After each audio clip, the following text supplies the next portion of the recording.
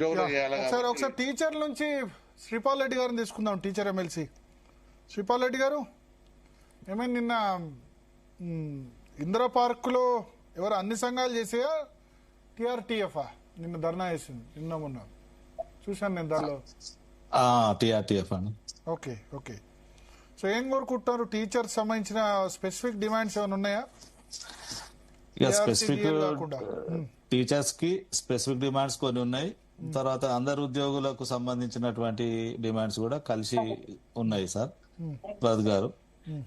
ఇక specific demands అంటే మీకు తెలుసు, సర్వీస్ రూల్స్, తర్వాత ఇంకా ఈ విద్యా చట్టము, తర్వాత కొత్త కమిషన్ ప్రతిపాదనలు. విద్యా కమిషన్ సంబంధించి కేశవరావు క్లారిటీ ఇచ్చారు కదా, 9 టీచర్ల జీతాలు పెంచుతామని తప్ప తగ్గించమని, పెంచాలని కూడా అన్నారు. చూసారా మీరు? ఇంకా ఇక తగ్గించడం అనేది వీలు కాదు. కాకపోతే ఆయన చేసిన సిఫారసు ఉన్న టీచర్లకు తగ్గించమని కాదు, భవిష్యత్తులో ఇంతింత శాలరీస్ ఇచ్చి పెంచొద్దు, ఇంతింత శాలరీస్ తో అపాయింట్ చేయొద్దు అనే దాంట్లో సూచించిండ్రు. సో అట్లాంటి సూచనల్ని వీళ్ళు బయటికి పబ్లిష్ అయ్యే ముందే ఎడిట్ చేసుకోవాల్సిన అవసరం ఉండే ప్రభుత్వం. అట్లా కాకుండా దాన్ని బయటకు వదలడం, ఒక లీక్ ఇవ్వడం, అది కొంత ఉపాధ్యాయుల్లో నిరుత్సాహానికి గురి చేసేది. దాని ఎంతైనా విద్యా వ్యవస్థ రోజు రోజుకు దిగజారిపోతా ఉన్నది.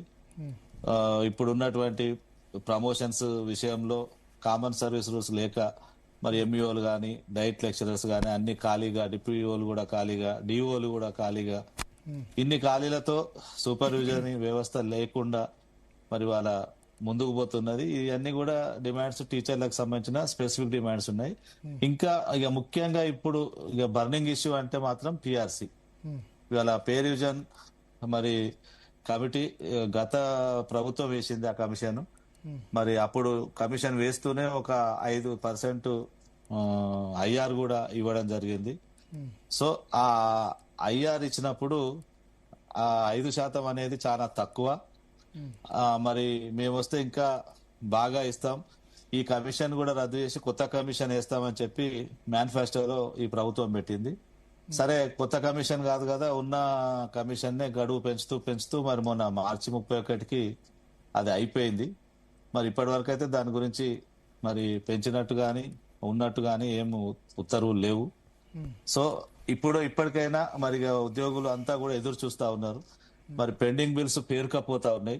మరి 1000 కోట్లు ఇవాళ దాదాపుగా నాకు తెలిసి 14,000 కోట్ల రూపాయలు ఇవాళ నెలకి 700 కోట్ల రూపాయలు చెల్లిస్తున్నప్పుడు కూడా 10,000 కోట్లు ఉండే కదా లాస్ట్. లేదు 14,000 కోట్లు. అప్పుడు అగ్రిమెంట్, అప్పుడు ప్రభుత్వంతో చర్చలకు వచ్చినప్పుడు 10,000 కోట్లేదో అన్నారు. 700 కోట్లు చెప్పిన రిటైర్మెంట్ అవుతుంది కదా, నెలలకు 700 కోట్లు ఇస్తే తగ్గాలి కదా, కనీసం అతి బ్యాలెన్స్ అన్న కావాలి కదా. లేదు, పెరుగుతుంది ఇంకా. అవి ఇప్పట్లో అవి తగ్గే అవకాశం అయితే లేదు పెండింగ్ బిల్స్. ఇట్లా కాకుండా మరి ఒకేసారి ఇంతకుముందు జగదీష్ గారు చెప్పినట్టు ఆంధ్రప్రదేశ్ లో గతంలో ఒకసారి 6,000 కోట్లు ఒకేసారి చెల్లింపులు చేసిండ్రు. మళ్ళీ ఇప్పుడు 7,000 కోట్లు చెల్లించడానికి నిర్ణయం తీసుకున్నారు. మొన్న జనవరిలో కూడా దాదాపు 1,200 కోట్లు మొత్తం ఏరియర్స్ అవన్నీ కూడా క్లియర్ చేయడం జరిగింది. అక్కడ ఏంటంటే ఒక పద్ధతిలో పోతా ఉంది ప్రభుత్వం. సో అంతే చిత్తశుద్ధితో ఇక్కడ కూడా క్లియర్ చేయాలని చెప్పి మరి ఉద్యోగులు, ఉపాధ్యాయులు కోరుతా ఉన్నారు. కానీ ప్రభుత్వం వీటిని వీలైనంత త్వరగా క్లియర్ చేయాలనే దృక్పథంతో ముందుకు పోయినట్టుగా మాత్రం కనపడడం లేదు. 700 కోట్ల చెల్లింపుల్లో కూడా చాలా అనుమానాలు ఉన్నాయి. మనం గతంలో కూడా మాట్లాడుకున్నాం, ఆ 700 కోట్లు పడుతున్నాయా లేదా, మరి అవి ఎట్లా వేస్తున్నారు, ఎందుకు వేస్తున్నారు, దాని మీద ఒక క్లారిటీ లేదు. వాళ్ళు చెప్పడము మా జేఏసీ నాయకులకు పలానా బిల్స్ వేస్తామని చెప్తున్నారు, వీళ్ళు మెసేజ్ పెడతా ఉన్నారు, ఆ చెల్లింపులు ఇంకో బిల్స్ పడతా ఉన్నాయి. అక్కడ కూడా సరైనటువంటి ఇన్ఫర్మేషన్ ఫైనాన్స్ డిపార్ట్మెంట్ మనకు ఇవ్వట్లేదు. సో ఈ విధంగా ఇన్ని అనుమానాల మధ్య ఆ చెల్లింపులు జరుగుతూ ఉన్నాయి. మరి మీరు అన్నట్టు 700 కోట్లు వేసుకుంటూ పోతే తగ్గాలి, కానీ రిటైర్మెంట్స్ కూడా కొత్తగా అవుతున్నాయి. ఆ 700 కోట్లు కూడా సక్రమ చెల్లింపు లేవు కాబట్టి అవి 10 నుంచి 14,000 కోట్లకు కూడా ఇవాళ చేరుకున్నాయి. సో ఈ చెల్లింపులన్నీ జరగాలంటే నెలకు 2,000 కోట్లన్నా మినిమం వేయాలి.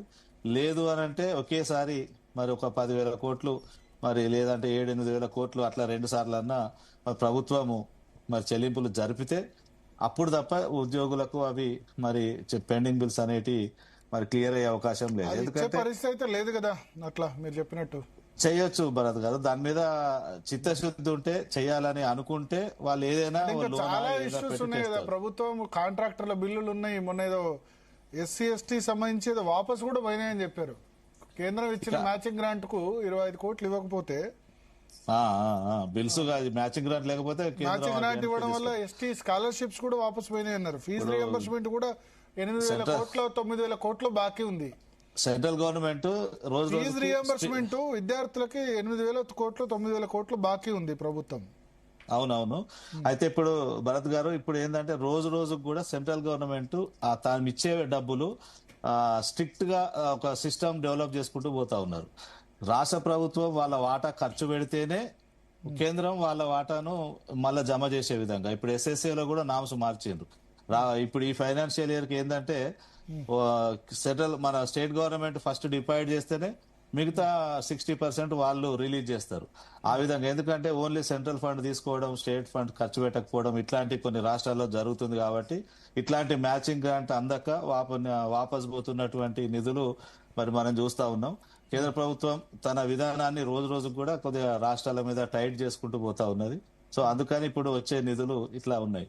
కాకపోతే ఇప్పుడున్నటువంటి సమస్య మరి ఇప్పుడు ఇవాళ జేఏసీ నాయకత్వం ఇవాళ ఉద్యమ కార్యాచరణ ప్రకటించాక తప్పని పరిస్థితి ఇవాళ ఈ రాష్ట్ర ప్రభుత్వం కల్పించింది. అయితే ఇప్పటికి కూడా ఇప్పుడు ఈ జేఏసీ ఇచ్చినటువంటి నిర్ణయంలో కూడా నాకు చాలా ఫోన్లు వస్తా ఉన్నాయి నిన్నటి నుంచి. ఇంకా ఒత్తిడి పెంచాలి, ఇవి ఇచ్చినటువంటి నిరసన సరిపోదు. నల్ల బ్యాడ్జీలు కాకుండా ఈ నల్ల బ్యాడ్జీలు అంటే దాని డోస్ సరిపోవట్లేదు వాళ్ళకి. అంటే క్షేత్రస్థాయిలో ఉద్యమం తీవ్ర స్థాయిలో ఉండాలి. జిల్లా కేంద్రాలలో ధర్నా, రాష్ట్ర కేంద్రంలో ధర్నా, ఆ తర్వాత ముట్టడా లేకపోతే సమ్మెన, ఈ విధమైనటువంటి ఒక స్పీడ్ ఒక ప్రణాళిక కావాలని. మీరు లేరా జేఏసీలో? మీరు లేరా? అంటే నేను అంటే ఉద్యోగం కాదు కదా భరత్ గారు. అంటే టీచర్ ఎమ్మెల్సీలు ఉండరా? ఎమ్మెల్సీలు అంటే ఎమ్మెల్సీ అంటే టీచర్ అయితేనే జేఏసీలో ఉంటారు, అంటే ఎంప్లాయ్ అయితేనే ఉంటారు, లేదా రిటైర్డ్ ఎంప్లాయ్ కిందనే ఉంటారు. మా సమస్యలతో మాట్లాడడానికి ఎమ్మెల్సీ ఉన్నాడు గలమెత్తడానికి. ఇప్పుడు నేను శాసన మండలిలో మొన్న బడ్జెట్ సమావేశాల సందర్భంగా నేను ఈ పెండింగ్ బిల్స్ పైన గానీ పిఆర్సీ పైన గానీ మరి ఆ ప్రభుత్వాన్ని క్వశ్చన్ చేసింది మీరంతా చూసి ఉన్నారు. సో ఆ క్వశ్చన్ చేసినప్పుడు కూడా పిఆర్సీ మీద మరి భట్టి గారు సమాధానాన్ని అయితే దాటవేయడం జరిగింది. హెల్త్ కార్డు కూడా ఏంటంటే ఇప్పుడు గత జేఏసీ ఇంత ముందు ఉద్యమ కార్యాచరణ ఇచ్చినప్పుడు హెల్త్ కార్డు ఇస్తామని చెప్పి క్లియర్ గా ఒప్పుకున్నారు. మొన్న కూడా బడ్జెట్ లో దానికి 1,056 కోట్లు నిధులు కేటాయించారు. కానీ ఉత్తర్వులు అడిగిన మొన్న కూడా మేము సిఎస్ ను మరి శ్రీనివాసరావు గారు, నేను, తర్వాత మా పిఆర్టీ అధ్యక్షుడు అందరం కలిస్తే ఏప్రిల్ ఫస్ట్ వీక్ లో మేము మీటింగ్ పెడతాము, అన్ని గైడ్ లైన్స్ ఇష్యూ చేస్తామన్నారు. ఫస్ట్ వీక్ అయిపోయింది, సెకండ్ వీక్ నడుస్తా ఉన్నది. సో ఇదంతా కూడా ఏంటంటే చెప్తున్నారు కానీ చేయట్లేదు. దాని మీద ఇప్పుడు ఈ ప్రభుత్వం మీద కానీ అధికారుల మీద కానీ ఉద్యోగులు రోజు రోజుకు కూడా నమ్మకాన్ని కోల్పోతా ఉన్నారు. ఈ విధమైన పరిస్థితి ప్రభుత్వానికి మంచిది కాదు. మరి ఇవాళ ఉపాధ్యాయులు కానీ ఉద్యోగులు కానీ రిటైర్డ్ ఉద్యోగులు కానీ ముఖ్యంగా రిటైర్డ్ ఉద్యోగులు కూడా బెనిఫిట్స్ అందక చాలా ఇబ్బందులు పడుతున్న క్రమంలో మరి ప్రభుత్వం పైన ఒత్తిడి ఇంకా పెంచాలనే ఆలోచనలో మరి ప్రభుత్వం ఉంది. మరి వాళ్ళ జేఏసీ నాయకత్వానికి కూడా ఈ విషయం తెలుసు. ఏ విధంగా దీన్ని కార్యాచరణ చేయాలనే దాంట్లో మరి నిన్న ఒక సమావేశంలో కొంత తీసుకున్నారు. ఆ తీసుకున్నది కూడా ఇప్పుడు ఉద్యోగులకు ఎట్లా ఉంది అంటే ఇది సరిపోదేమో అన్నంత భావ వ్యక్తీకరణ ఇప్పుడు చేస్తా ఉన్నారు. సరే ఏదేమైనా ఒక నెల రోజుల గ్యాప్ తర్వాత అయినా సరే ఆ ఉద్యమం తీవ్రం అవుతుందనే నేను భావిస్తా ఉన్నా. మరి తీవ్రం కాకముందే ప్రభుత్వం మేల్కొంటే ప్రభుత్వానికి మంచిది. మరి ఈ ఉద్యమం తీవ్రం అయితే మాత్రం ఇక దీన్ని ఆపడం మరి చాలా ఇబ్బంది అవుతుంది. మరి మీరు ఇంతకుముందు అన్నారు ఈ ప్రభుత్వం అయితే ఇచ్చే పరిస్థితి లేదు అంటే ఇచ్చే ప్రభుత్వమే వస్తుంది, దాంట్లో అనుమానాలు ఏముండవు. ఎందుకంటే ఇవాళ ఉద్యోగులను ఉపాధ్యాయులను చిన్న ఇప్పుడు ఈ ప్రభుత్వం కరెక్ట్ గా ఫస్ట్ కి అయితే జీతాలు ఇస్తుంది కదా, ఇంతకుముందు ఆ సిచ్యువేషన్ లేకుండా కదా. ఫస్ట్ కు జీతాలు ఇస్తుంది భరత్ గారు. ఆ విషయంలో 100% ఈ గవర్నమెంట్ సక్సెస్, దాంట్లో డౌట్ లేదు.